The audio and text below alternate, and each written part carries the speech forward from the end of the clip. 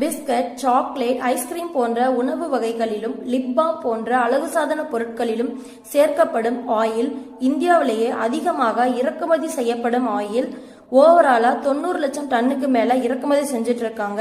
இந்தியால எண்ணெய் வித்து பயிர்களிலேயே மானியம் கொடுக்கக்கூடிய ஒரே பயிரும் வனவிலங்குகள் சேதப்படுத்தாத ஒரே பயிரும் இதுதான். இந்த பயிர்களின் வளர்ச்சிக்காக விலங்குகளின் வாழ்விடமும் அளிக்கப்பட்டு வருகிறது. இது எல்லாத்துக்கும் காரணம் எந்த பயிர்னா, உலகத்துல நாம 60-70% பயன்படுத்தக்கூடிய வெஜிடபிள் ஆயிலான ஃபார்ம் ஆயில் தாங்க. நாம இன்னைக்கு இந்த ஃபார்ம் ஆயிலோட வரலாறு மற்றும் உபயோகம் என்னன்னு பார்க்கலாம். ஃபார்ம் ஆயில்ங்கிறது உலகத்துல மிகவும் பரவலா பயன்படுத்தப்படும் தாவர எண்ணெய்.